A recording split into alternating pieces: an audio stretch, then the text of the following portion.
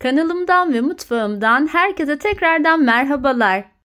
Bugünkü videomda sizler için şöyle yumuşacık, çok da lezzetli bir çiçek ekmek tarifi hazırladım. Evde ekmek yapmanın tüm püf noktalarını da anlatmış olduğum bu videomun hemen yapım aşamasına geçiyorum. Hepinize iyi seyirler dilerim. Ekmeğimizin hamuru için ilk olarak mayamızı aktifleştirelim. Uygun bir kasenin içerisine 250 mililitrelik su bardağıyla 1,5 bardak suyumu döküyorum. Ardından üzerine 1 yemek kaşığı olacak şekilde instant mayamı ilave ediyorum. Mayanın çabuk aktifleşmesi için de 1 tatlı kaşığı kadar şekeri de ekleyerek şöyle bir karıştırıyorum ve sonrasında kapağını kapatarak kenarda 15 dakika boyunca mayanın aktifleşmesini bekliyorum. Mayamız kenarda aktifleşirken biz de unumuzu eleyerek hazırlayalım. Ben bu tarifte her markette satılan çok amaçlı un kullandım. Özel ekmeklik unla bu tarifi hazırlamadım. Şöyle 200 mililitrelik bardak ile toplamda 4,5 bardak unu eleyerek derince bir kasenin içerisinde hazırlıyorum. Ben bugün tarifimi beyaz unla yapıyorum. Sizler dilediğiniz un çeşidiyle yine bu tarifi hazırlayabilirsiniz. Şöyle unun ortasını böyle çukur halinde açarak sonrasında da kenarda aktifleşen mayamı tam ortasına dökerek hamurumu hazırlamaya başlıyorum. İlk aşamada hamurun elime çok yapışmaması için şöyle bir spatula ile karıştırıyorum ve hamurumu iyice böyle toparlandıktan sonra içerisine tuzu ilave ediyorum. Mayalı hamurlarda tuzu en son eklerseniz mayanın da aktifleşmesine engel olmayacaktır. 1 tatlı kaşığı tuzu ekledikten sonra tekrar spatula ile güzelce bir karıştırıyorum. Ekmek yaparken hamurun yoğrulma aşaması çok önemli. Yani hamurum toparlandı, bunu kenara mayalandırmaya alayım demiyoruz ve sabırla böyle özlü, pürüzsüz bir hamur elde edinceye kadar yoğurma işlemi gerçekleştireceğiz. Ben bu aşamadan sonra artık spatulayı kenara bırakıyorum ve şöyle 2 yemek kaşığı olacak şekilde zeytinyağı ilave ederek elimle hamurumu yoğurmaya başlıyorum. Evinizde mutfak şefi varsa bu aşamaları yapmak daha kolay olacaktır. Ama mutfak şefiniz yoksa benim de yaptığım gibi bu şekilde sürekli kase içerisinde tabanına vura vura hamurunuzu güzelce yoğurun. Ben ekmek hamurumu yaklaşık 7-8 dakika boyunca böyle elimle güzelce yoğurdum. Hamurunuzu şöyle yukarı doğru çektiğinizde uzuyorsa, kopmuyorsa artık kıvamı olmuş demektir. Aynı zamanda ekmek hamuru böyle ele yapışan bir kıvamda olması gerekiyor. Artık ekmek hamurum hazır. Üzerine bir kapak kapatıyorum ve kenarda en az 40 dakika kadar mayalandırıyorum. Ekmek hamurum gördüğünüz gibi 2 katına çıktı. Bu aşamada şöyle elimle karıştırarak kase içerisinde hamuru toparlıyorum ve içerisindeki maya kokusunun da böylece çıkmasını sağlıyorum. Ekmek hamurumuz epey yapışkan bir kıvamda olduğu için tezgahımı bolca unladım ve hamurumu tezgahımın üzerine aldım. Bu aşamada da videoda gördüğünüz şekilde hamurun kenarlarından ortaya doğru katlama işlemi yapıyorum ve sonrasında güzelce toparlayarak hamurumu bezelere ayırıyorum. Ekmek hamurumuz ele yapışan bir kıvamda olduğu için bu aşamada tezgahımı bolca unladım ve sonrasında bir tanesi büyük, kalan 7 tanesi de aynı ölçüde olacak şekilde bezelere ayırdım. Ayırmış olduğum bezeleri de yine katlama işlemi yapıyorum. Böyle içe doğru katlayarak ve sonrasında da avuç içimde yuvarlayarak pürüzsüz bir beze elde ediyorum. Bezelerimiz yaklaşık küçük bir portakal büyüklüğünde olacak. Bezeleri dilerseniz avuç içinizde yuvarlayarak, dilerseniz de bu şekilde tezgah üzerinde katlayarak pürüzsüz güzel bezeler elde edin. Her bezenin de aynı boyutta olmasına özen gösterin. Bezeleri bu şekilde içe doğru katladığımızda içerisinde biriken hava kabarcıkları sayesinde ekmeklerimiz pişerken böyle kocaman kabaracak. Aynı zamanda da puf puf olacaktır. Çok güzel kabaran yumuşacık ekmekler için bu katlama işlemini mutlaka yapmalısınız. Şimdi son bezemi de yine aynı şekilde katlayarak hazırladım ve bezelerimi artık tepsimin içerisine dizeceğim. Bu son bezem büyük olan, bunu ortaya koyacağım. Diğerlerini de birbirinin çevresine aralıklı olarak dizeceğim. Öncesinde de bir yuvarlak fırın tepsisinin içerisinde yağlı kağıdı keserek yerleştirdim.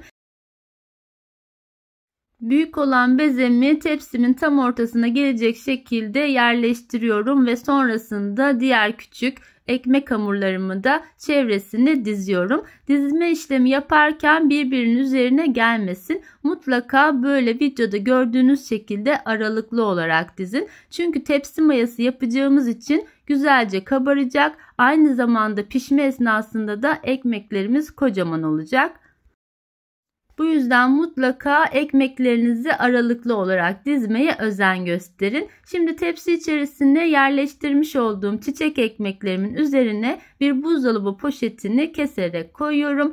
Ve sonrasında da üzerine bir mutfak örtüsü yerleştiriyorum ve bu şekilde kenarda en az yarım saat kadar mayalandırıyorum. Çiçek ekmekler kenarda mayalanırken ben de fırıncı şifası hazırlayacağım. Ekmek hazırladığınızda mutlaka bu karışımı hazırlayıp sürmenizi tavsiye ederim. Şöyle 1 yemek kaşığı kadar unun üzerine yaklaşık 2 yemek kaşığı kadar su döküyorum. İlk olarak soğuk suyu döküyorum ve güzelce unu çırparak pürüzsüz bir kıvam elde ediyorum. Ve güzelce çırpmış olduğum unun üzerine şimdi de yine yaklaşık 2-3 yemek kaşığı olacak şekilde kaynamış suyu ilave ediyorum. Kaynamış suyu da ekledikten sonra hızlıca karıştıralım ki herhangi bir topaklanma meydana gelmesin. Şöyle hızlıca karıştırarak artık fırıncı şifamızı, yani bulamacımızı hazırlamış oluyoruz. Ekmeğin üzerine bu bulamacı sürdüğünüzde o fırındaki mis gibi ekmek kokusunu evinizde hissedeceksiniz. Şimdi ben içerisine böyle 1-2 damla olacak şekilde pekmez de ilave ettim. Pekmezi de ekledikten sonra artık fırıncı şifam hazır. Bunu kenarda bekletiyorum. Evet, çiçek ekmeklerimde yaklaşık 20 dakika kadar mayalandırdım. Benim ekmeklerim 20 dakikada bu boyuta geldi. Bulunduğunuz ortamın sıcaklığına göre mayalandırma süresi değişiklik gösterebiliyor. Şimdi fırıncı şifamı da şöyle güzelce bir karıştırıyorum ve sonrasında ekmeklerimin havasını söndürmeden böyle nazik hareketlerle her birinin üzerine güzelce şifamı sürüyorum. Bu şekilde fırıncı şifası sürerek yaptığınız ekmeklerin hem lezzeti hem kokusu daha güzel olacaktır. Eğer şimdiye kadar denemediyseniz bu şekilde de denemenizi tavsiye ediyorum. Bu arada videomu tam da buraya kadar izleyenlere küçük bir hatırlatma yapmak istiyorum. Kanalımı ilk kez bu videom sayesinde izliyorsanız eğer ve kanalıma hala abone değilseniz abone olmayı ve tariflerimden önceden haberdar olmak için de bildirim zilini açmayı unutmayın lütfen. Ve son olarak çiçek ekmeklerin üzerine biraz çörek otu ve susam karışımı serpiştiriyorum.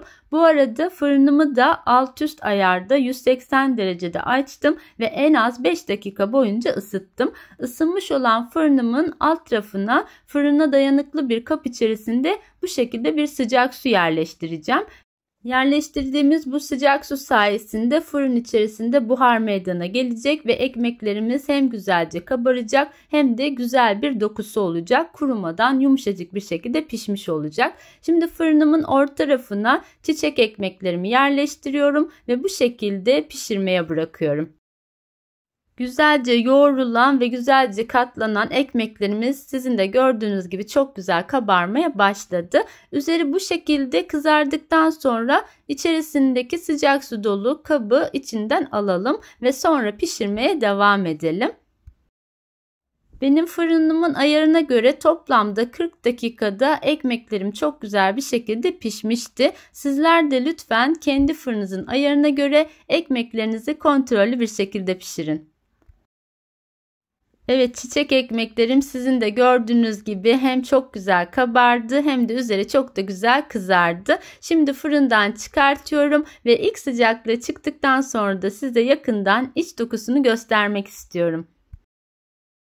Bugün sizlere evinizde çiçek ekmek nasıl yapılır tüm püf noktalarıyla paylaşmak istedim. Umarım bu tarifim sizlerin de hoşunuza gitmiştir. Tarifimi beğendiyseniz eğer beğeni yapmayı ve sevdiklerinizle paylaşmayı unutmayın lütfen. Şöyle bir tanesini kopararak da size yakından göstermek istiyorum. Gördüğünüz gibi puf puf kabaran, yumuşacık, çok da lezzetli bir çiçek ekmek tarifi oldu. Ben bugün çiçek ekmek şekli vererek yapmış olduğum bir ekmek tarifini sizler dilerseniz somun ekmek şeklinde hazırlayarak da yine yapabilirsiniz. Büyük küçük herkesin severek yiyeceği bu lezzetli çiçek ekmek tarifini sizlerin de mutlaka denemenizi tavsiye ediyorum. Tarifimi deneyecek olan herkese de şimdiden afiyet olsun diyorum. Başka güzel tariflerde yeniden görüşmek üzere. Hoşça kalın, sağlıcakla kalın.